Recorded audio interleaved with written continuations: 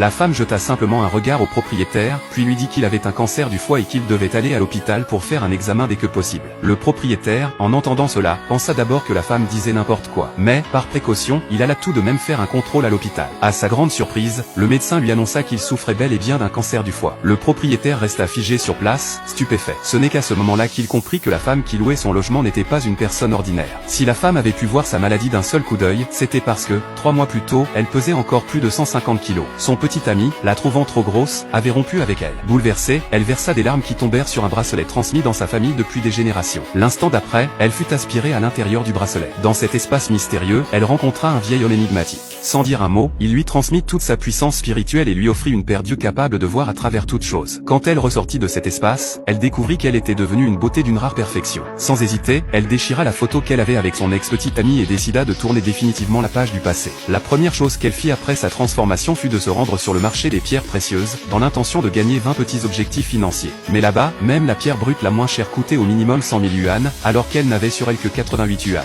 Alors qu'elle se demandait désespérément quoi faire, elle remarqua que le conseiller du marché discutait âprement des prix avec le patron. C'est alors que la femme s'avança et lui proposa de devenir sa conseillère en pari de Jeanne. Le patron, apprenant qu'elle n'avait aucune expérience, pensa qu'elle se moquait de lui et ordonna qu'on la mette dehors. Mais la femme insista avec assurance, si bien que le patron finit par céder et lui donna une chance. Il ne se doutait pas qu'il allait assister à une scène stupéfiante. Il demanda à la femme de choisir les pierres les plus précieuses de sa boutique. Sans même les regarder, elle désigna 3 pierres au hasard. Le patron et sa fille, pensant qu'elle plaisantait, la regardaient d'un air incrédule. Mais la femme resta parfaitement calme. Lorsque les 3 pierres furent coupées, le patron et sa fille restèrent bouche bée, elles renfermaient toutes des trésors exceptionnels. Le patron comprit alors que cette femme n'était décidément pas une personne ordinaire. Il l'invita aussitôt à devenir sa conseillère officielle et lui promit même une part de 20% de son marché de jade si elle l'aidait à battre un rival nommé Sambiao. La femme accepta sans hésiter. Fort de sa présence, le patron se sentit plein de confiance et se rendit avec elle pour affronter Sambiao. Ce dernier, de son côté, s'était trouvé une nouvelle conseillère au tempérament redoutable. C'est elle qui proposa de faire un pari, chacun choisirait une pierre brute, et celui dont la pierre aurait le plus de valeur gagnerait. Le perdant devrait alors céder toute sa fortune au vainqueur.